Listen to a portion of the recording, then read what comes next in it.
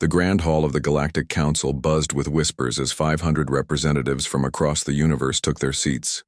Tall, short, scaled, furred, beings of every shape filled the vast chamber. At the center stood a circular platform where High Director Kang waited, his gray skin gleaming under the bright lights. Earth had been part of the Council for just 73 years, barely a moment in galactic time. Most species had belonged for thousands of years. Earth was still the new kid, still learning the rules. Or at least, that's what everyone thought. Ambassador Bei Jin stood calmly at the Earth delegation table. Her simple blue uniform contrasted with the elaborate dress of other species. At 62, Jin had represented Earth for 15 years. Her assistant, Young-ho, nervously arranged documents beside her. "This meeting will now begin," announced Director Kang. His voice echoed through the chamber without need for amplification. "First order, Earth's continued violation of resource quotas." Jin didn't flinch as all eyes turned toward her. She had expected this.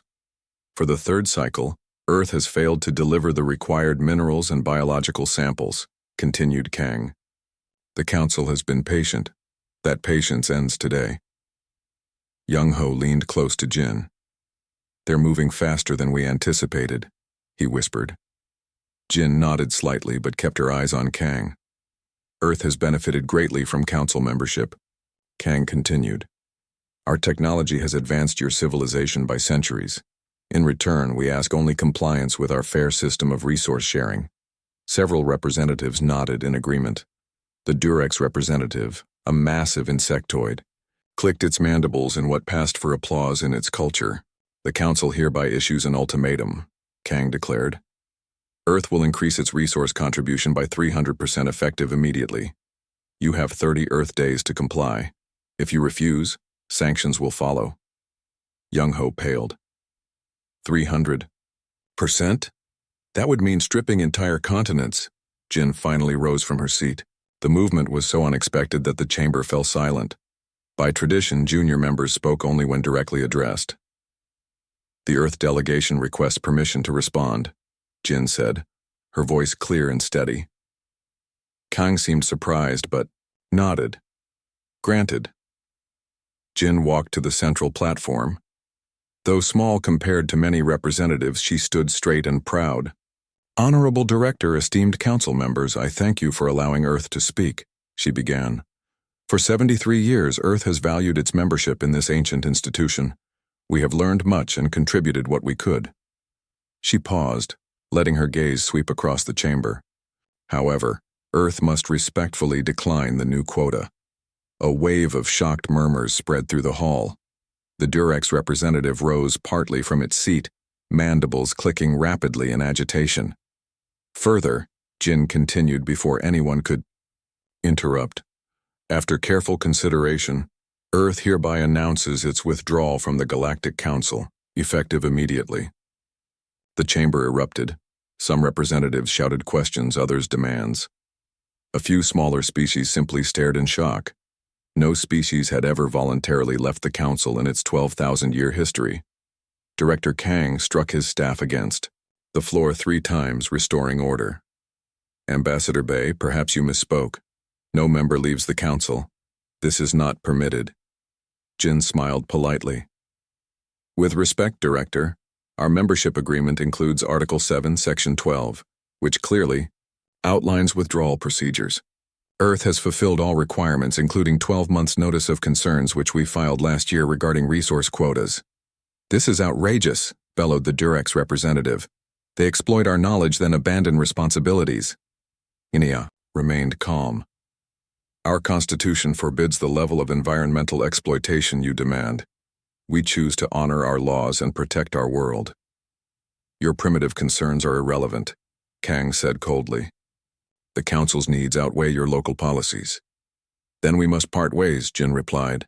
"Earth's delegation will depart immediately. All Council offices on Earth will be closed within 7 days."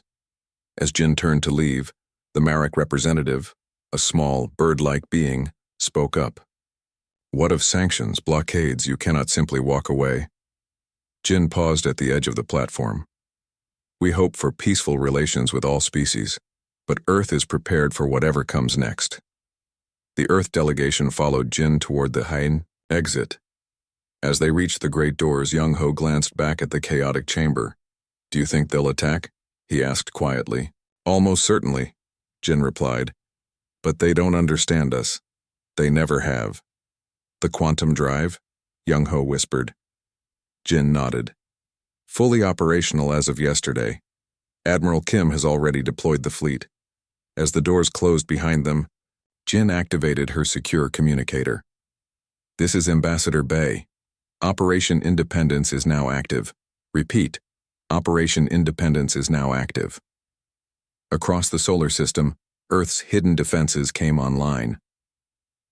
The first chapter in humanity's greatest challenge had begun. No one knew what would come next, but one thing was certain. The universe would never be the same. 3 days after Earth's withdrawal from the Galactic Council, Admiral Kim Jun sat in the command center of Luna Base, Earth's primary military headquarters. Massive screens showed the positions of ships throughout the solar system. Red dots marked Council vessels gathering at the edge of Earth's territory. "They're setting up blockades at every jump point," said Captain Park, pointing to a cluster of red near Jupiter. "No Earth ships are being allowed through." Admiral Kim nodded. He was a tall man with a weathered face that showed his 50 years of service. "Just as we expected. How are our supplies?" "We have enough for 2 years without outside trade," replied Park. "The hidden stockpiles on Mars and Europa are secure." Outside the command center windows, the gray lunar surface stretched to the horizon. Dozens of ships were landing and taking off, Earth preparing for what might come. "And the quantum drive?" asked Kim. Captain Park smiled. "Dr. Moon reports all tests successful. We can deploy it fleet-wide within 20 days. This was the secret that Earth had kept from the Council, a revolutionary drive system that used quantum entanglement to travel faster than any Council ship.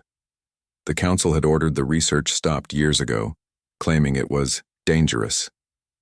Earth had continued in secret. On the main screen, a transmission from Council space appeared. It showed scenes of humans fighting wars, images carefully selected from Earth's violent past. "These savages have betrayed the generosity of the Council," said a narrator's voice. "For 73 years, we lifted them from their primitive state, shared our knowledge, protected them from cosmic dangers. This is how they repay us, with selfishness and disrespect." Admiral Kim watched with a frown. "They've started the propaganda already." "All Council worlds are seeing this," said Park. "They're painting us as ungrateful barbarians." "Let them," said a new voice. Ambassador Bei Jin entered the command center, looking tired but determined. "While they talk, we prepare." She joined the officers at the main table. "Any word from our friends?" Kim nodded. "The Nerian Voshians have made secret contact. They're considering their own withdrawals from the Council. The Nerian Voshians were smaller species who had long suffered under Council rule. Earth's bold move had given them hope." "What about the spy network?" asked Jin. "Colonel Seo reports success," said Kim. "Our agents have penetrated Council communications. We now know the real reason they're angry." He pressed a button, and a new image appeared. On the screen, technical diagrams of the quantum drive. "It's not about resources," Kim explained. "It's about this. They fear our technology. The quantum drive would make us faster, more advanced than they are. That's why they ordered us to stop development." Jin wasn't surprised. They fear change. The Council has ruled for 12,000 years without evolving. We threatened that stagnation. On Earth below, citizens were preparing too. President Yoon addressed the world daily, explaining the situation without causing panic. Farms increased production. Factories converted to making essential goods. In orbit, Earth's defense fleet gathered. 50 warships, small by Council standards but equipped with technology the Council didn't know existed. "The Council believes we're weak," said Admiral Kim, studying the fleet formation. "That's our advantage." Captain Park looked worried. "But they have thousands of ships. Even with our new technology, we're outnumbered." "Numbers aren't everything," replied Kim. "Throughout history, Smaller forces have defeated larger ones through strategy and will. Ambassador Jin received an urgent message on her tablet. Our intelligence officers intercepted this council transmission an hour ago, she said, displaying it on the main screen. The message was clear. The council had authorized military action against Earth. A Thoraxian battle fleet had been ordered to attack Mars colony as a demonstration. How soon? Asked Kim. 3 days, replied Jin. They want to make an example of us. Kim's face hardened. They expect us to surrender after one attack. They don't understand humans at all. He activated the ship-wide communication system. All fleet commanders, this is Admiral Kim. Operation Shield Wall is now active. I repeat, Shield Wall is now active. Across the solar system, Earth ships moved into defensive positions. On Mars, civilians were evacuated into underground shelters. The quantum drive prototypes were installed on 5 key vessels. That night, as Earth rotated beneath them, Admiral Kim and Ambassador Jin stood at the lunar observation deck looking at the blue planet. Do you think we'll win? Asked Jin quietly. Kim considered before answering. I think we'll survive, and for now, that's enough. In the darkness of space, the first wave of Council ships accelerated toward Mars, unaware that humanity was far more prepared than they realized. The real test was about to begin. The red dust of Mars swirled against the dome of New Armstrong City. Inside, sirens wailed as 30,000 colonists rushed toward the underground shelters. Children clutched toys. Parents carried emergency bags, all moving with practiced calm. Governor O watched from the command center as his people filed into safety. The evacuation had been ordered 6 hours ago when Earth's early warning system detected the Thoraxian fleet approaching. 97% of civilians now in shelters, reported his assistant. Governor O nodded. And the defense systems? Online and ready. The command center's main screen showed the approaching council ships, 20 massive Thoraxian vessels, each nearly a kilometer long. They were war machines designed to overwhelm with pure force. They're entering orbit, said the sensor officer. Energy readings indicate weapon systems charging. Governor O activated the emergency channel. This is Mars colony to Thoraxian fleet. We are a civilian settlement. There are children here. Please respond. The screen remained silent for several seconds. Then a harsh voice replied, This is Commander Thorax Prime. By order of the Galactic Council, this colony will surrender all resources and submit to Council authority immediately.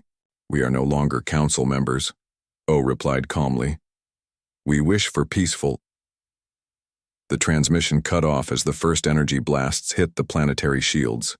The command center shook violently. Shields at 80%, shouted the defense officer. More blasts hammered the invisible barrier protecting the colony. Each impact made the ground tremble. They're targeting the main dome, said the sensor officer in disbelief. They're trying to cause explosive decompression. Governor O's face hardened. Send the distress signal to Admiral Kim. In lunar orbit, Admiral Kim received Mars colony's call for help.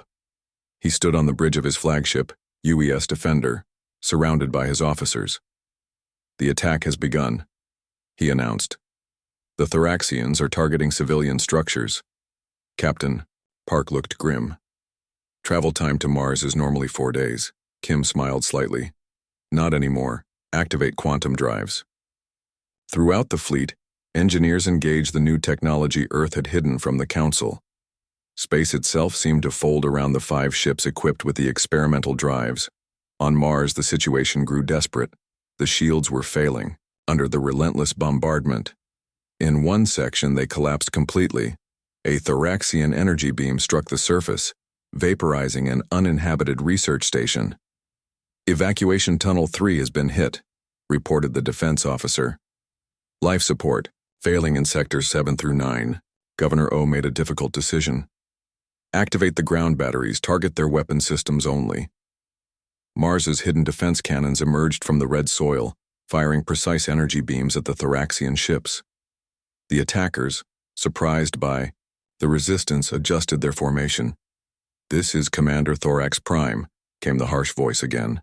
Your resistance is noted, it changes nothing. Surrender or be destroyed completely. Before Governor O could respond, new alerts sounded. Multiple ships dropping out of hyperspace, called the sensor officer. Reinforcements? O asked worriedly, though officer's eyes widened. It's Admiral Kim's fleet, but they can't have gotten here so quickly. On the screen, 5 Earth warships appeared near Mars. They had made the journey in minutes instead of days. Aboard the UES Defender, Admiral Kim wasted no time. Target the Thoraxian flagship. Disable their propulsion and weapons. All ships engage according to Plan Delta. Earth's vessels moved with surprising speed and coordination. Instead of launching a frontal assault as the Thoraxians expected, they executed complex maneuvers the Council had never seen before. "They're behind us," shouted a Thoraxian officer on their command ship. "How did they—" The Thoraxians had trained to fight conventional battles against conventional enemies. Humans were neither. Earth ships fired targeted pulses that disabled Thoraxian systems without destroying their vessels. One by one, the massive Council warships lost power and drifted in Mars orbit. Within 45 minutes, the battle was over. 19 Thoraxian ships floated powerless. The 20th, their flagship, remained partially operational. "This is Admiral Kim to Thorax Prime," Kim transmitted.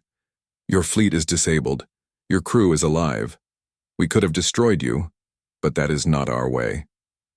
Silence filled the communication channel before the Thoraxian commander responded. "What are your terms?"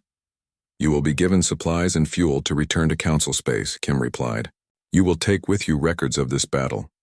The Council should understand that Earth desires peace but is prepared for war." On Mars, emergency teams rushed to repair the damage. Miraculously, only 12 lives had been lost. A tragedy, but far fewer than feared. As the disabled Thoraxian fleet prepared to limp home, news of the battle spread rapidly across the galaxy.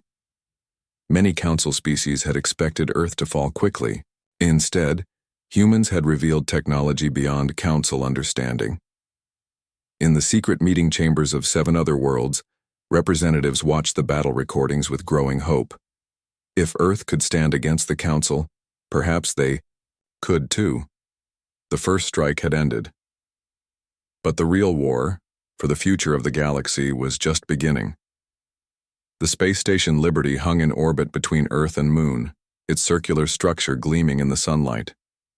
Built in just 3 months after Earth's exit from the Council, it served as neutral ground for a meeting that would change the galaxy.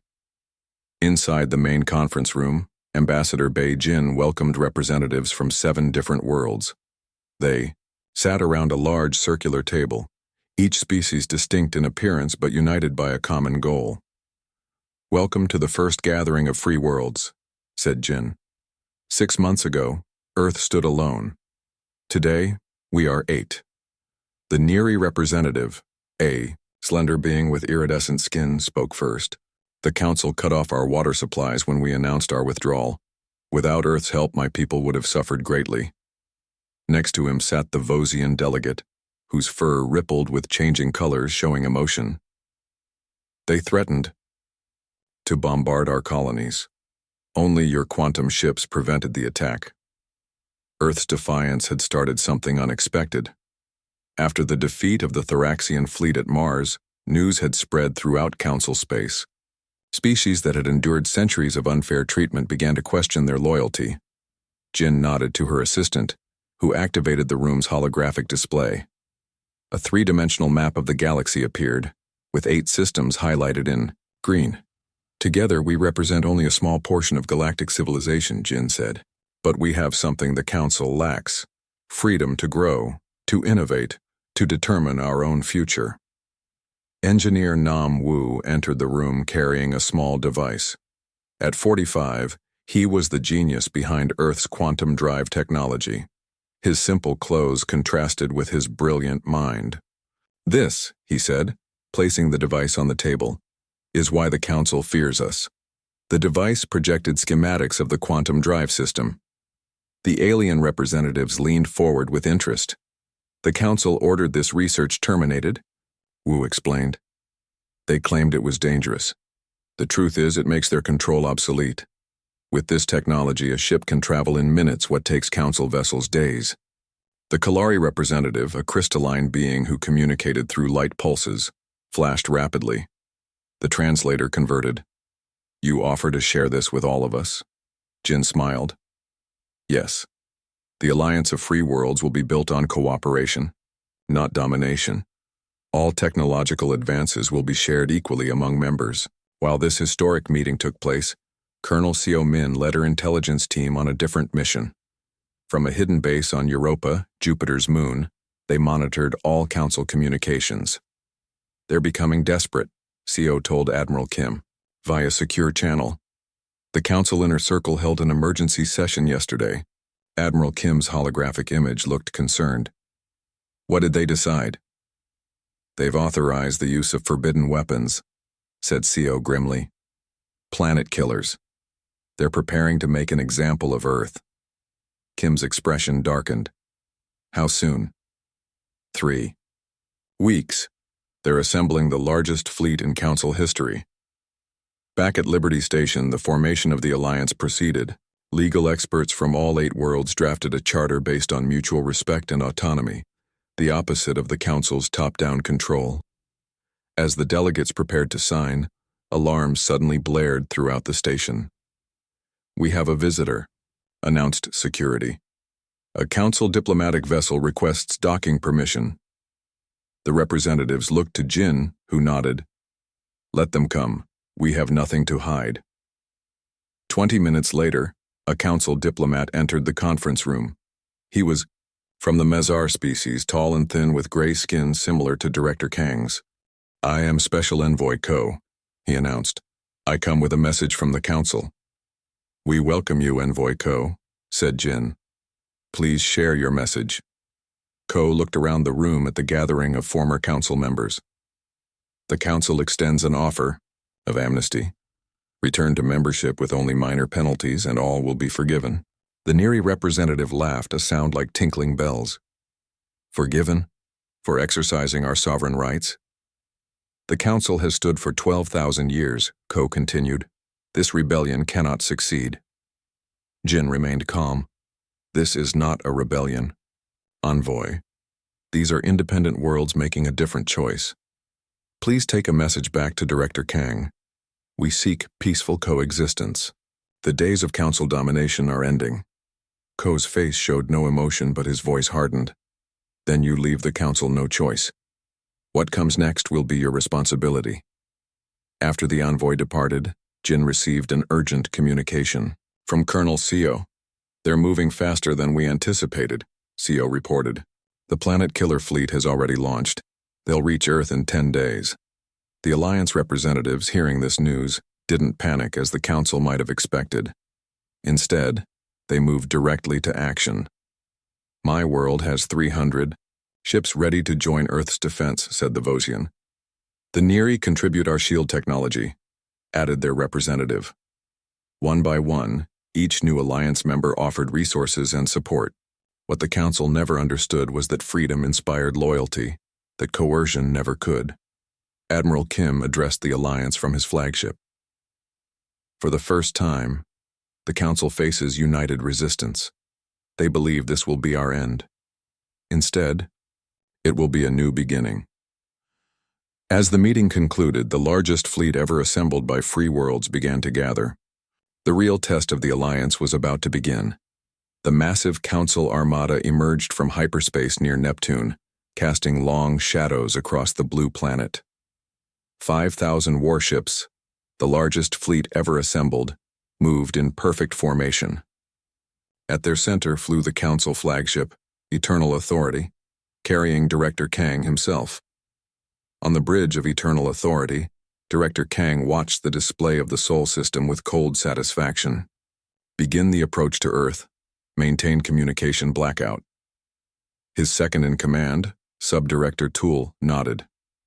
"All ships report ready, Director. The planet killer weapons are primed." Kang had personally overseen the loading of these forbidden weapons. Developed millennia ago and then banned, they could crack a planet's crust, rendering it uninhabitable for centuries. Using them violated the Council's own laws, but Kang had decided an example was needed.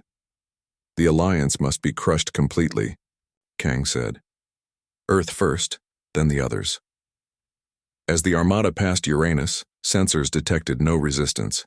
Council intelligence had reported that Earth's fleet, along with their Alliance supporters, had gathered near Mars. The path to Earth appeared clear. This is almost disappointing, said Subdirector Tull. I expected more fight from the humans. Director Aida, Kang smiled thinly. They are learning their place in the universe. Near Earth's moon, Admiral Kim waited aboard the UES Defender. Beside his ship floated the combined fleet of the Alliance, 800 vessels from 8 different worlds. They were outnumbered more than 6 to 1. The Council fleet has crossed Neptune's orbit, reported Captain Park. They will be in range in 30 minutes. Kim nodded calmly. Activate shield protocol. Throughout the Alliance fleet, engineers engaged a new system based on Namwoo's quantum technology. Each ship seemingly vanished from sensors, cloaked not by traditional means, but by existing slightly out of phase with normal space-time. Aboard Eternal Authority, alarms suddenly blared. "Director," called a sensor officer. "We've lost contact with the forward scout ships." Before Kang could respond, more alerts sounded. Ship after ship at the edges of the Council fleet stopped responding. Within minutes, 200 vessels had gone silent. "What is happening?" demanded Kang.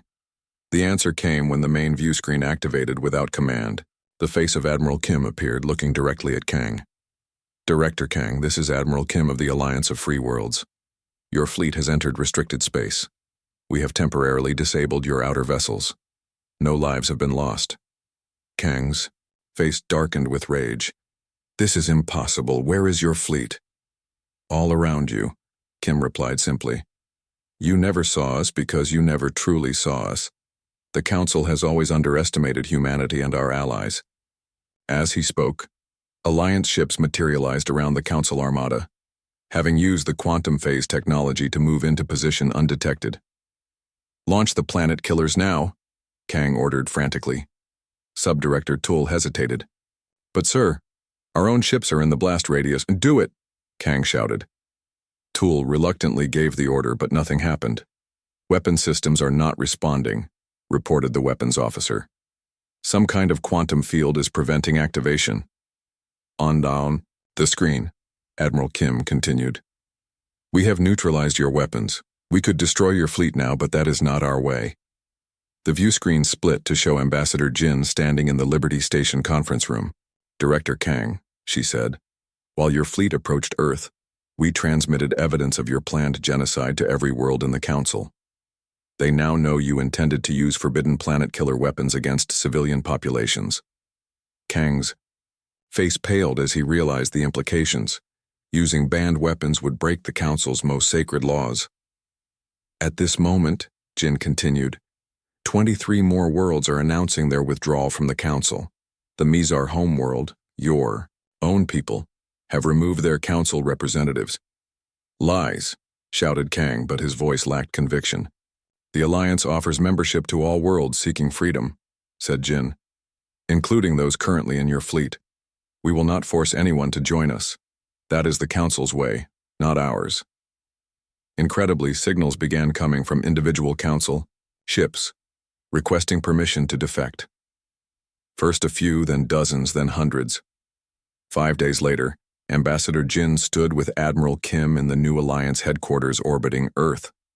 Below them, the planet shone blue and green, untouched by the war that never fully erupted. "The Council has collapsed," Jin said, reading from her tablet. 317 worlds have joined the Alliance so far." Kim nodded. "And Director Kang?" "Removed from power by his own people," Jin replied. "The Mezar have requested Alliance membership." Outside the viewport, ships from dozens of worlds moved peacefully through space. Among them was a Thoraxian vessel. The same fleet that had attacked Mars was now delivering medical supplies to Alliance worlds. "Did you ever imagine this outcome?" Jin asked. Kim smiled. "That we would stand against the Council? Yes. That we would end up uniting the galaxy? That was beyond even my hopes. A year later, the first class of the new Galactic Academy graduated on Liberty Station. Students from 300 species trained together, learning from each other in ways the Council had never permitted. Earth had indeed sent shockwaves through the universe, not through conquest, but by showing that true strength comes from freedom, cooperation, and the courage to stand for what is right, even when standing alone. Retry Claude can make mistakes. Please double-check responses.